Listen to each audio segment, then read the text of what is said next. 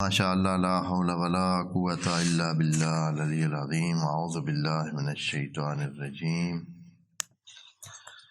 بسم اللہ الرحمن الرحیم الحمد للہ وکفی والصلاۃ والسلام علی عبادہ الذین اصطفی اما بعد فرب اشرح لی صدری ویسر لی امری واحلل عقدۃ من لسانی یفقهوا قولی وقل رب ادخلنی مدخل صدق واخرجنی مخرج صدق واجعل لی من لدنک سلطانا نصیرا بسم اللہ وباللہ وتوکلت علی اللہ۔ قال اللہ تبارک و تعالی فی سورۃ البقرہ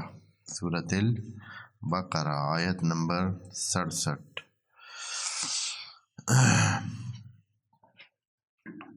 بسم اللہ الرحمن الرحیم۔ وَإِذْ قَالَ مُوسَىٰ لِقَوْمِهِ إِنَّ اللَّهَ يَأْمُرُكُمْ أَن تَذْبَحُوا بَقَرَةً قَالُوا أَتَتَّخِذُنَا هُزُوًا قَالَ أَعُوذُ بِاللَّهِ أَنْ أَكُونَ مِنَ الْجَاهِلِينَ قَالُوا ادْعُ لَنَا رَبَّكَ يُبَيِّن لَنَا مَا هِيَ قَالَ إِنَّهُ يَقُولُ إِنَّهَا بَقَرَةٌ لَا فَارِضٌ وَلَا بِكْرٌ عَوَانٌ بَيْنَ ذَلِكَ فَافْعَلُوا مَا تُؤْمَرُونَ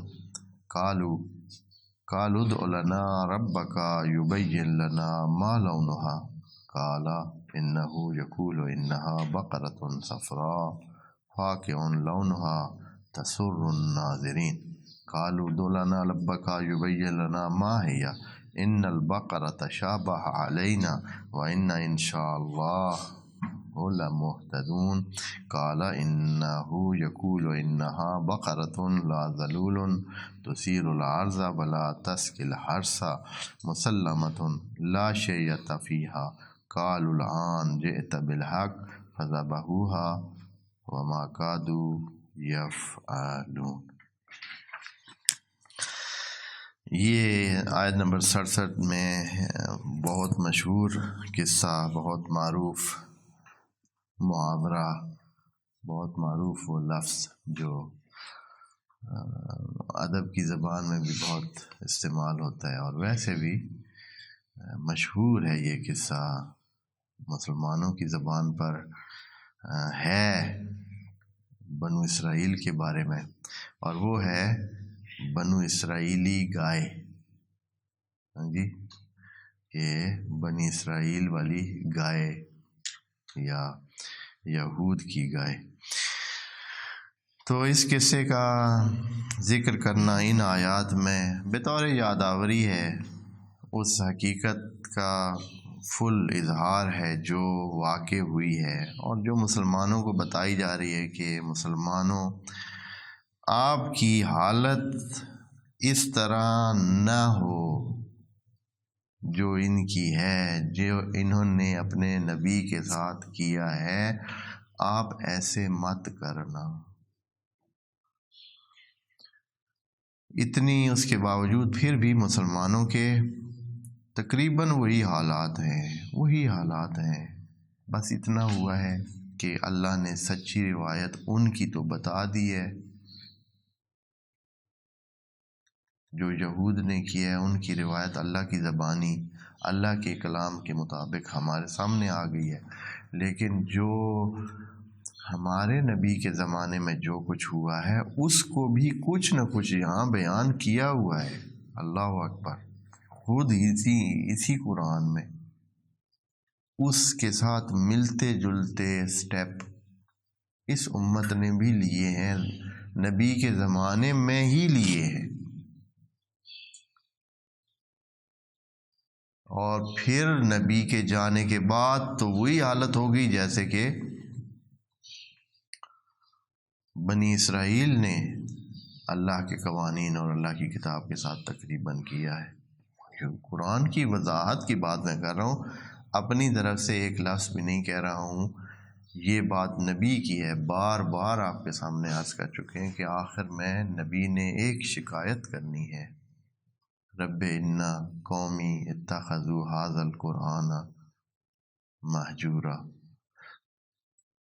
یہ سورہ جمعہ میں جو آپ پڑھتے ہیں کہ وَتَرَكُوكَ قَائِمًا، سارے بھاگ جاتے ہیں، خطبہ جمعہ میں اٹھ جاتے ہیں میلے کی آواز سن کر. باہر کوئی میلہ آئے، کوئی سرکس آئے، کوئی سلسلہ ہے، کاروان آتا ہے تجارت کا، اس کی آواز جو ہی بلند ہوتی ہے سارے نماز جمعہ میں اٹھ کے چلے جاتے ہیں. اور وَتَرَكُوكَ قَائِمًا، تمہیں کھڑے کا کھڑا چھوڑ کے چلے جاتے ہیں.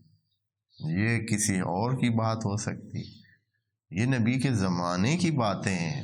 یا اگر کسی جنگ میں نبی بلاتے ہیں تو کس طرح بہانے خوریاں کرتے ہیں. قرآن کے الفاظ ہیں کہ جب کوئی ایسی بات آتی ہے تو ایسے لگتا ہے کہ جیسے ان پر موت کی غشی طاری ہو گئی ہے. اور کتنے سلسلے ہیں. یہ نبی کے زمانے کی بات. اور اس کے بعد کیا ہوا؟ مختلف جو سلسلے ہوئے، مختلف تبدیلیاں اس میں آئیں، اور کیا سے کیا، اور اب تک کیا ہو چکا ہے میں تو نہیں سمجھتا ہوں. جو کچھ یعنی نظر آ رہا ہے مسلمان معاشروں میں، اصلاً کوئی فرق ہے جو انہوں نے نبی کے ساتھ اور کتاب کے ساتھ کیا ہے اور جو ہمارے، وہ بھی ابھی بھی عامل ہیں. ابھی تک وہ اپنی یعنی اپنے طور پر ابھی بھی وہ تورات پر عامل اپنے آپ کو قرار دیتے ہیں. وہ اپنے آپ کو موسیٰ کا پیروکار سمجھتے ہیں. اور اگر موسیٰ کے بارے میں، جناب موسیٰ کے بارے میں کوئی بات تو کرے ذرا، پھر دیکھتے ہیں وہ کیا کرتے ہیں. اگر ان کا بس چلے تو پھر اس کے ساتھ کیسے برتاؤ کریں گے. جیسے ہمارے مسلمان ہیں، اگر نبی خاتم کے بارے میں کوئی بات ہو جائے تو ان کا کیا دل ہوتا ہے، کیا کریں اس کے ساتھ. وہ اس سے بھی زیادہ گرم ہو جاتے ہیں. یعنی اگر یہ بات ہے اپنی کتاب کے بارے میں، اپنے مذہب کے بارے میں، وہ کتنے وہی جیسے ہم، اگر یہ بات ہے. باقی جب خود مذہب کے اندر آئیں، دین کے اندر آئیں کہ دین پر کتنا عمل ہو رہا ہے، تو وہ نبی کی یہ شکایت ظاہراً کافی ہے کہ قرآن کو انہوں نے چھوڑ دیا. قرآن کو چھوڑا تو قرآن ہی تو ہے، دین ہے سارا. وَإِلَّا اور دین کیا ہے؟ قرآن سے ہٹ کر تو دین کچھ بھی نہیں. بہرحال یہ ایک اور تاریخ کا حصہ بھی ہے اور ان خصلات کا بیان بھی ہے جو جناب موسیٰ کی قوم نے، یعنی یہودیوں نے، بنو اسرائیل نے دکھایا. وہ جو بہت قریبی، وہ کہتے تھے نحن ابناء اللہ و احباؤہ، ہم اللہ کے بیٹے ہیں، ہم اللہ کے پیارے ہیں. آیات کے الفاظ ہیں نحن ابناء اللہ و احباؤہ. یہ وہ کر رہے ہیں. کیا ہوا؟ یہ جو ابھی آیات شروع کرنے والے ہیں، ایک واقعہ ہوا ہے. جناب موسیٰ بھی موجود تھے. یعنی اس سے لگتا ہے کہ یہ جب ابھی ادھر سے آگے ہیں، گاؤں میں بسنا انہوں نے اس میں قریہ میں شروع کر دیا ہے، رہن سہن شروع ہو گئے ہیں، اب موجود ہیں وہاں. ایک بندہ قتل ہو جاتا ہے. اب قتل ہو جاتا ہے بندہ، اور اس کے قاتل کا پتہ نہیں چل رہا ہے کہ کیا کون ہے، کس نے یہ قتل کیا ہے. کوشش سب کی گئی لیکن بالکل پتہ چلا ہی نہیں کہ اس کا قاتل کون ہے. اب یہاں قرآن میں یہ بات اس تفصیل سے اس طرح ہے نہیں، لیکن قصے کے اس سے خود بخود یہ چیزیں کچھ جو ہے نا حصے سامنے آ جاتے ہیں. تو حتماً انہوں نے رجوع کیا ہوگا کہ بھائی اے موسیٰ ہمیں پتہ چلا دے، آپ کا تو رابطہ ہے آسمانوں میں اور اللہ تو سب کچھ جانتا ہے، تو پھر ہمیں پتہ چلا دے کہ اس کا قاتل کون ہے. کیونکہ ہر ایک کیا کر رہا تھا، ہر قبیلہ کہہ رہا تھا کہ یہ دوسرے قبیلے نے یہ کام کیا ہے. وہ کہتے تھے انہوں نے کیا ہے، انہوں کہتے تھے انہوں نے کیا ہے. تو ایک اختلاف اور فتنے کی صورت بن چکی تھی. تو یہاں جناب موسیٰ نے، چونکہ آگے والی یہ جو ہے یہاں سے شروع ہوتی ہے آیت کہ اللہ حکم دے رہا ہے کہ اے بنو اسرائیل، اس مسئلے کا حل یہ ہے کہ آپ ایک گائے ذبح کریں، اور اس کا جو بعد والا عمل ہے وہ بھی بتایا کہ گائے کو ذبح کریں گے تو پھر اس پر کیا کیا جائے گا۔ پہلے گائے ذبح کریں آپ۔ اب بنو اسرائیل تھے، ان کا تو خیال تھا کہ بس مفت میں ادھر سے یہ کہیں گے، ادھر سے اللہ کی طرف سے معلوم ہو جائے گا اور کام ختم ہو جائے گا۔ تو اللہ نے اس مسئلے کو تھوڑا سا وہ کرنے کے لیے کہ اہمیت والا مسئلہ ہے اور اس میں سارے انوالو ہوں، صرف ایسے اکیلے نہ ہو، جو کچھ ہو سب کے سامنے ہو اور ایک سلسلہ بنے، تو اللہ نے کہا کہ ایک گائے ذبح کریں۔ اور پھر یہ ہے کہ یہ بھی پتہ چلانا تھا، کیونکہ اللہ کا یہ سلسلہ ہے کہ وہ ہر لمحے انسانوں کو کیا کرتا ہے، آزماتا ہے۔ اور لیعلم من جو ان کی اللہ کی بات کی فرمان برداری کرتا ہے، کہ یہ آیات میں یہ ہے کہ یہ کام اس لیے کیا گیا ہے تاکہ اللہ جو ہے نا اس چیز کا آپ کو پتہ چلانے دے یا خود پتہ چلائے۔ اب یہ اللہ کا پتہ چلانا کیسے ہے انشاءاللہ بات کریں گے۔ تو حکم ہوا کہ آپ گائے ذبح کریں، انہوں نے جو ہے بہانے خوری شروع کر دی کہ کسی نہ کسی طریقے سے یہ گائے والا سلسلہ ٹال جائے۔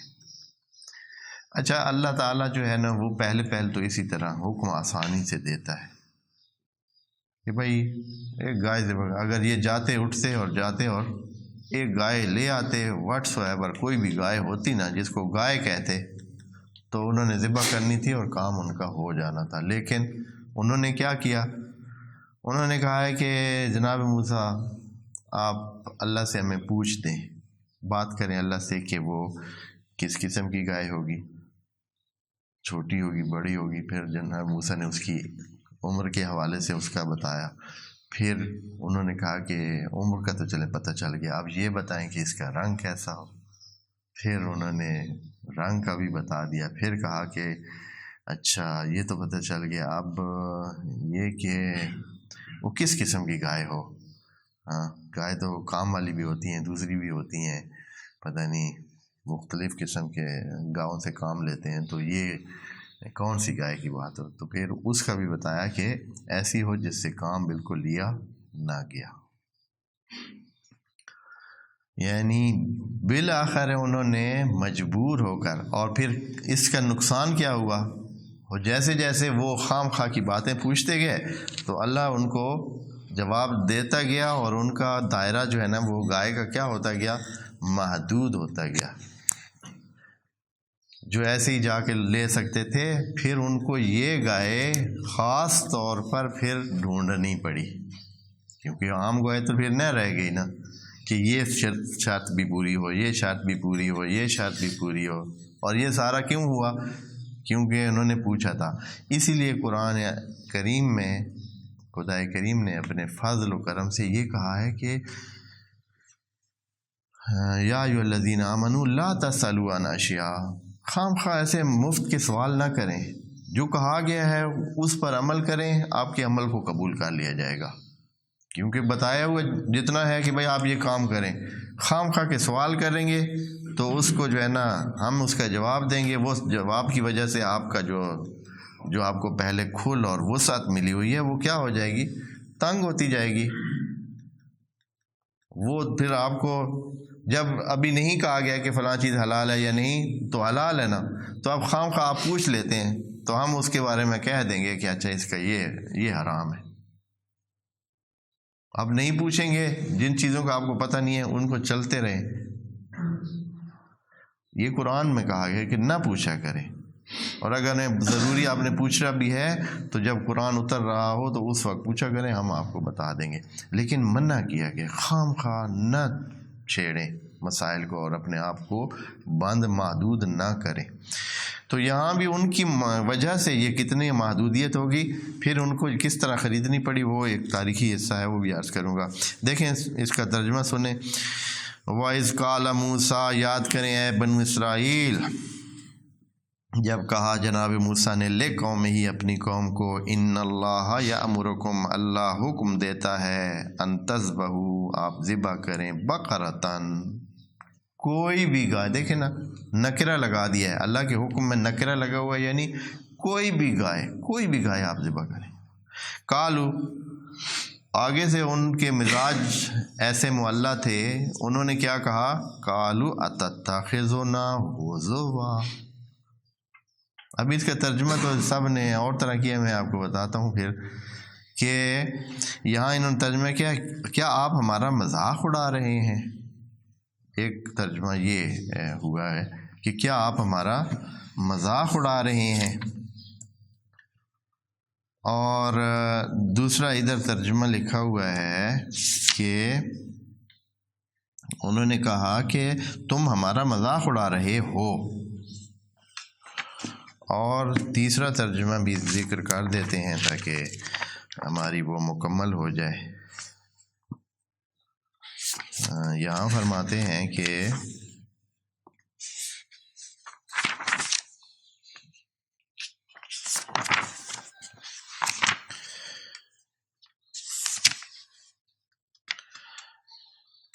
کیا تم ہم سے مسخری کرتا ہے.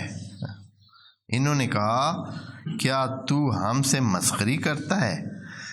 جیسے یہ وہ دوسری زبان والے وہ ترجمہ نہیں کرتے اس طرح ترجمہ ہوگا کیا تو ہم سے مسخری کرتا ہے. جیسے کہ یا شمالی علاقہ جات والے کسی نے ترجمہ کیا ہو یا یہ ہے کہ ادھر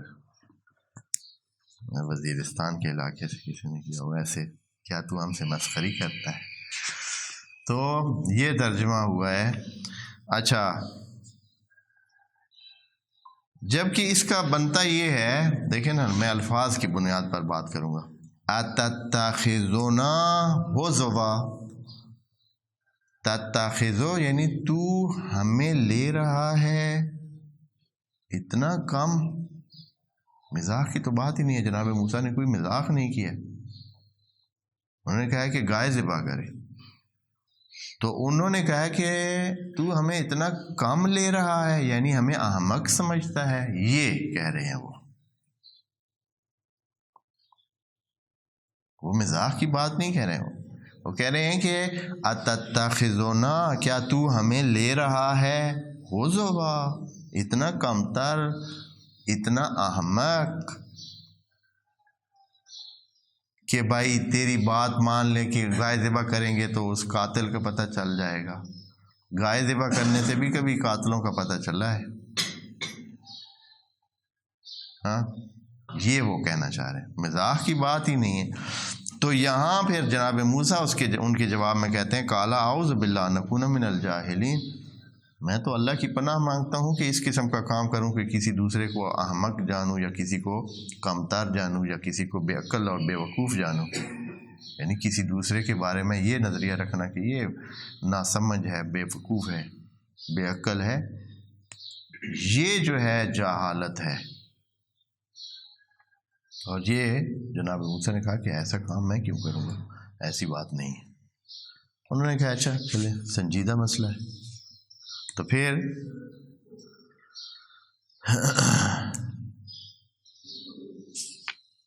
ایک اور بات یہاں اس سے پہلے کہ اگلی آیت کا ترجمہ کروں عرض کروں کہ اللہ نے حکم گائے کا کیوں دیا تھا. اب یہ بنو اسرائیل کی ایک تاریخ چلی آ رہی ہے پیچھے سے. یہ جب تھے ادھر مصر میں تو مصریوں کو دیکھتے ہوئے کہ وہ بعض حیوانات کا بہت احترام کرتے ہیں اور ان میں سے بیل اور گائے بھی شامل تھے. مصری اپنے بعض بیلوں کی شکلیں بنا کر ان کے بہت بڑے بڑے ڈھانچے بنا کر یا شیروں کے یا بیلوں کے یا دوسری چیزوں کے وہ ان کی بہت پرستش بھی کرتے تھے اہمیت دیتے تھے. یہ لوگ وہاں ساتھ رہ کر یہ بھی کافی سارے ان سے متاثر ہو گئے تھے اور متاثر ہونے کے بعد انہوں نے پھر اس لیے وہ ادھر بچڑا بنا کر عبادت بھی شروع کر دی تھی. اب ان کو یہ حکم اس لیے مل رہا ہے کہ یہ اپنے ہاتھ سے اس کا کیا کریں اس کو ذبح کرے اور ان کے دلوں سے ہمیشہ ہمیشہ کے لیے گائے کی جو شخصیت ہے وہ کیا ہو جائے، وہ ختم ہو جائے، ذبح ہو جائے۔ اس لیے کہ جب اپنے ہاتھ سے ذبح کریں گے، اپنے سامنے ذبح کریں گے اور سب اکٹھے ہو کر یہ کام کریں گے تو کیا ہوگا، نفسیاتی طور پر ان کو پتہ چل جائے گا کہ اس کی کوئی حیثیت نہیں ہے۔ تو ہمارے اپنے ہاتھ سے ذبح ہو رہی ہے، وہ کیسے کوئی خدا یا قابل عبادت چیز بن سکتی ہے؟ وہ تو اتنی بھی نہیں ہے کہ اپنا دھیان بھی کر سکے اور اپنے آپ کو بچا سکے۔ اور پھر اپنے ہاتھ سے جب کریں گے تو اور بھی اس کا اثر بڑی طاقت سے یہ جو ہے نا ان کے دلوں میں جائے گا۔ اس لیے گائے کی ذبح کرنے کی بات ہوئی تو انہوں نے پوچھ لیا کہ انہوں نے کہا کہ آپ ہمیں بہت کم لے رہے ہیں، اتنا ہمیں بے وقوف بنانا چاہ رہے، بے وقوف سمجھ رہے ہیں۔ پھر جب جناب موسیٰ نے کہا کہ نہیں، یہ تو جہلا کا کام ہے کہ کسی کو وہ بے وقوف سمجھیں اور احمق سمجھیں، میں تو ایسا نہیں کروں گا، میں تو اللہ سے پناہ مانگتا ہوں۔ تو پھر انہوں نے کہا کہ اچھا چلیں ٹھیک ہے، آپ یہ پوچھ دیں اللہ سے کہ ادع لنا ربک، آپ اللہ سے پوچھئے یبین لنا، اور یہ سارے میں ٹون دیکھیں نا ان کی، ربک، کبھی بھی انہوں نے یہ نہیں کہا ہے کہ ادعو لنا ربنا، ہمارے رب سے ہماری بات پوچھتے، نہیں، ایسے لگتا ہے کہ ابھی تک بھی وہ جم کر اللہ کو مانے ہی نہیں ہے، اپنا رب انہوں نے مانے ہی نہیں ہے۔ ربک، اپنے رب سے پوچھ۔ یبین لنا ما ہی، وہ کس قسم کی گائے ہے، ما ہی، کون سی گائے ہے، یعنی یہاں شاید جناب موسیٰ کو یہ لگا یا ان کے کہنے سے یہ پتہ چلتا تھا کہ یہ گائے کی عمر پوچھ رہے ہیں کہ کتنے، جیسے ہمارے یہاں ہوتا ہے نا دندی ہو یا پتہ نہیں کیا ہو، ہاں جی، کیری ہو، دندی ہو، ہاں جی، یا پتہ نہیں کیا، اس طرح کہ وہ بھی اس طرح ان کے بھی حساب کتاب ہوں گے نا، تو وہ پوچھ رہے تھے کہ یہ کس لیول، جیسے ابھی بھی بعض اوقات قربانی کے لیے جب کوئی ہوتا ہے تو بہت لوگ کوئی سوالات کرتے ہیں کہ یہ والی ہو یا اتنے والی ہو یا اتنے والی ہو یا کتنے سالوں کی ہو، اور بہت اس طرح۔ تو بہرحال یہاں انہوں نے یہی سمجھا کہ یہ پوچھ رہے ہیں، تو کالا، جناب موسیٰ نے کہا انہ یقول، یعنی اوپر سے ہی پوچھ کر بتاتے تھے، جناب موسیٰ خود اپنی طرف سے کچھ بھی نہیں کہتے تھے، جو اوپر سے جو کالا انہ یقول، اللہ فرما رہا ہے انہا بقرۃ، کہ وہ ہے ایک گائے، لا فارض، بوڑھی نہیں ہے، یعنی فارغ نہیں ہے، ایسے اب بوڑھی ہو کے بیکار نہیں ہے، ولا بکر، اور نہ ہی بالکل نوجوان ہے، ایسے کہ ابھی بچیا ہو اور بالکل چھوٹی نہیں، اوان بین ذالک، درمیانہ قسم کی ہے، جوان ہے، راس ہے، درمیانہ ہے۔ فافعلوا ما تؤمرون، اور پھر یہاں جناب موسیٰ نے ان کو تذکر دیا کہ ان باتوں کو چھوڑیں، یہ جو جملہ ہے یہ اس بات کی دلیل ہے کہ جناب موسیٰ درمیان میں ان کو بچانا چاہ رہے تھے اپنی قوم کو، کہ مزید مشکل میں نہ پڑیں، اور جو کہہ دیا ہے اب کر دیں، درمیانہ قسم کی کوئی بھی گائے آپ لے آئیں قابل قبول ہوگی۔ لیکن آگے کیا تھے وہ لوگ، انہوں نے کہا کہ نہ اب بھی نہیں، کالو، پھر وہ بول اٹھے ادع لنا ربک یبین لنا ما لونہا، اب عمر تو پتہ اس کی چل گئی ہمیں، اب یہ بتائیں کہ اس کا رنگ کیسا ہو، ہیں جی، کس رنگ والی ہو۔ تو پھر ادھر سے بھی پکی باتیں ایسی ہو رہی ہیں نا جس سے پھر وہ مزید پھنستے جا رہے ہیں، یعنی ان کا کام مشکل ہو رہا ہے۔ کالا انہ یقول، تو جناب موسیٰ نے کہا کہ اللہ فرماتا ہے انہا بقرۃ، کہ ایک ایسی گائے ہے، صفراء، سنہری رنگ والی ہے، سنہری رنگ کی گائے ملتی بھی کم ہے نا، ایسے پیلے پیلے اور تھوڑا سا سنہرا رنگ ہے اس کا۔ فاقع لونہا، اس کا رنگ جذاب ہے، یعنی شوخ رنگ ہے، سنہری اور شوخ رنگ، تسر الناظرین، دیکھنے والوں کو بھی خوش کر دیتی ہے، یعنی ایسا رنگ ہے، ایسی اس کی جھلک ہے کہ ناظرین یعنی دیکھنے والے دیکھ کے خوش ہو جاتے ہیں، گائے کو ہی دیکھ کے سرور حاصل ہوتا ہے جی۔ ماشاء اللہ، اب تو بالکل بہت خاص قسم کی ہو گئی. کالو، پھر بھی وہ بول اٹھے، نہیں ابھی بھی جو ہے نا تھوڑا سا اور جو ہے ان کو چاہیے ہے مزید وضاحت.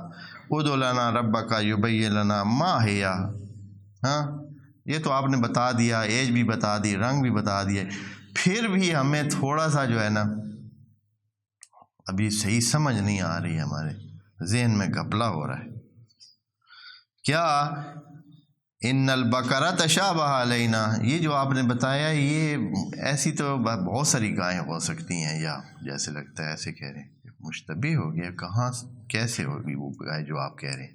وَإِنَّا انشاءاللہ لَمُهْتَدُونَ، اور ہم انشاءاللہ، اب یہاں جو ہے نا تھوڑا سا وہ بندگی ان کے دیں، جب کام اچھا خاصا ٹائٹ ہو چکا ہے اب وہ تھوڑے سے بندگی کی طرف آئے ہیں کہ انشاءاللہ ہم ہدایت پا جائیں گے اور ہمیں پتہ چل جائے گا کہ کون سی گائے ہے. آپ تھوڑی اور بھی وضاحت کر دیں. ہاں یعنی ختم نہیں کیا قصے کو. قال انہ یقول، تو جناب موسیٰ نے کہا کہ آیت نمبر 71 میں پڑھ رہے ہیں، قال انہ یقول انہا بقرۃ لا ذلول، ذلول نہیں ہے، یعنی آپ سمجھے نا کہ بالکل وہ سدھائی ہوئی اور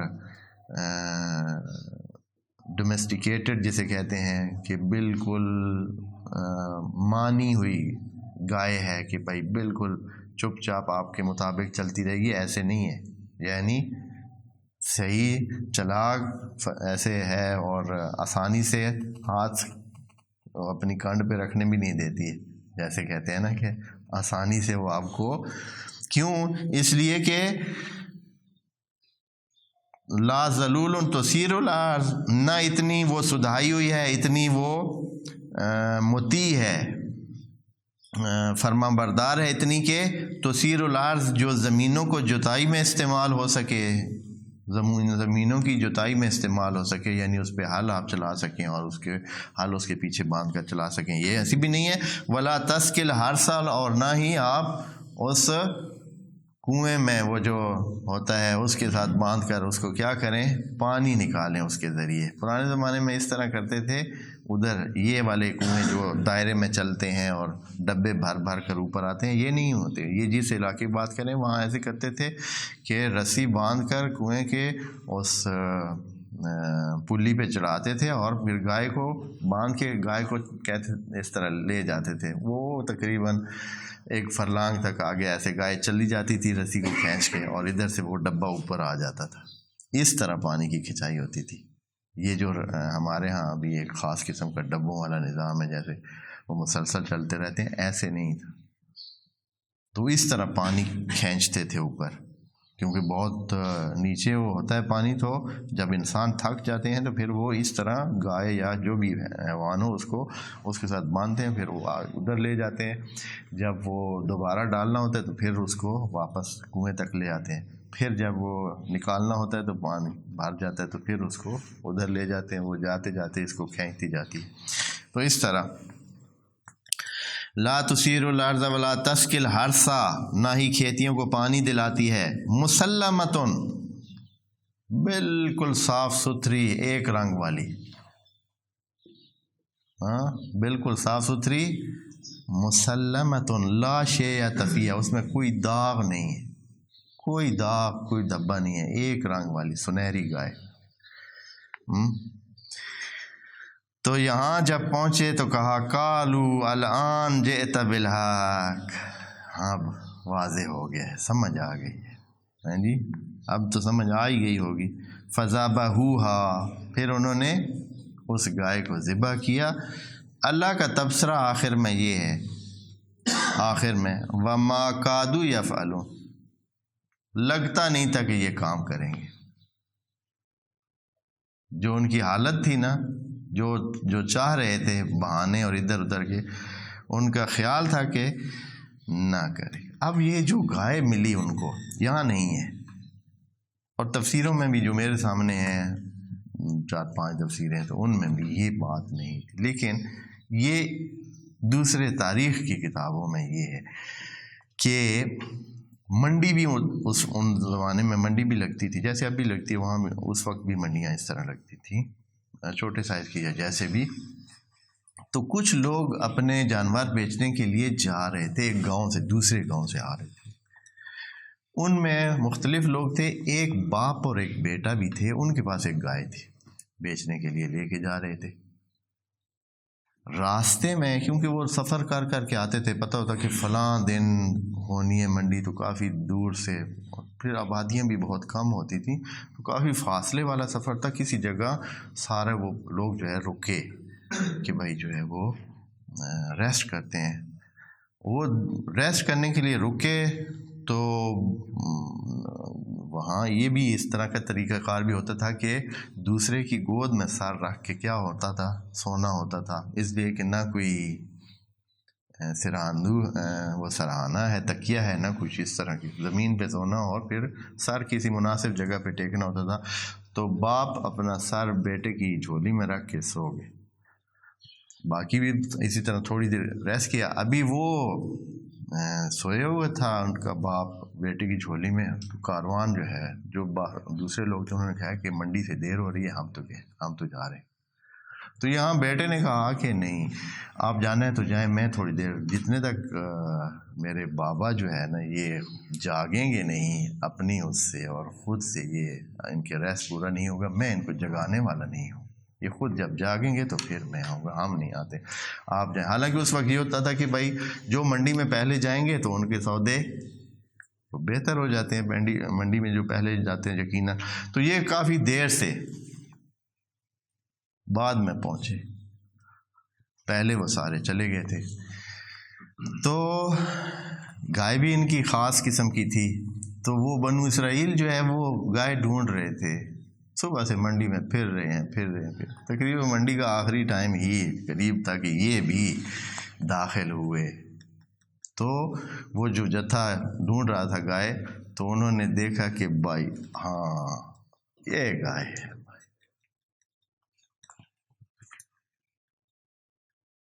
صبح سے وہ پھر رہے تھے، ان کو گائے وہ والی جو ملنی تھی نہیں ملی، یہ گائے ہے. اچھا، تو گائے کی قیمت، اس نے کہا کہ بھائی گائے کی قیمت ایک بات ہے، گائے کی چمڑی سونے سے بھری ہوئی.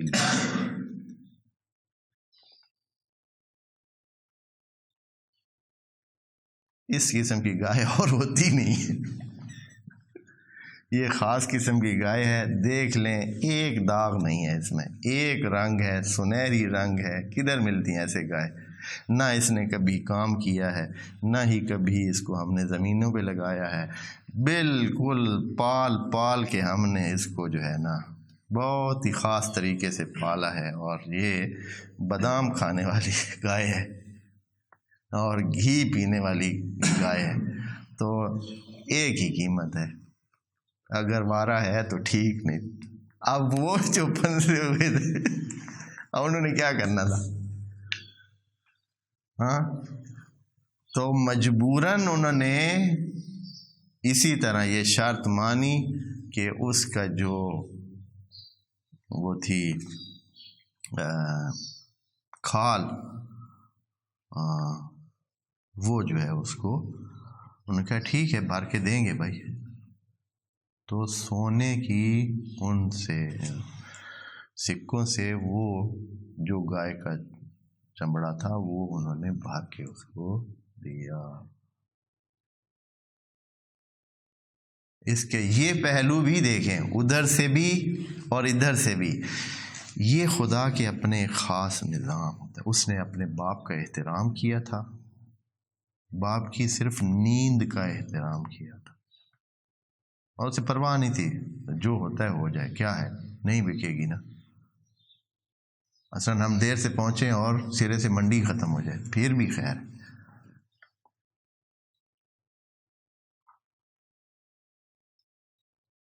اور باپ کے احترام میں پھر اس کو جو ہے، اور یہ چیزیں پہلے سے سیٹ ہوتی ہیں. یہ ایک دن میں کوئی ایسے باپ کا احترام کرنے والا نہیں بنتا ہے. آپ کہیں نا کہ اس دن اس کے ذہن میں باپ کا احترام آیا، ایسے نہیں ہوتا ہے. یہ باپ کا احترام وہ کب سے کر رہا ہوگا،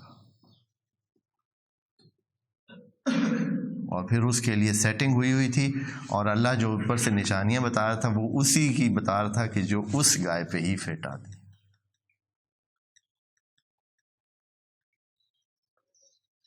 تو وہ جو ہے آخر اس کو بھی اللہ نے اپنے اس پہ پہنچایا، ان کو بھی جو ان کے لیے نعمت بنی ان کے لیے سزا تھی.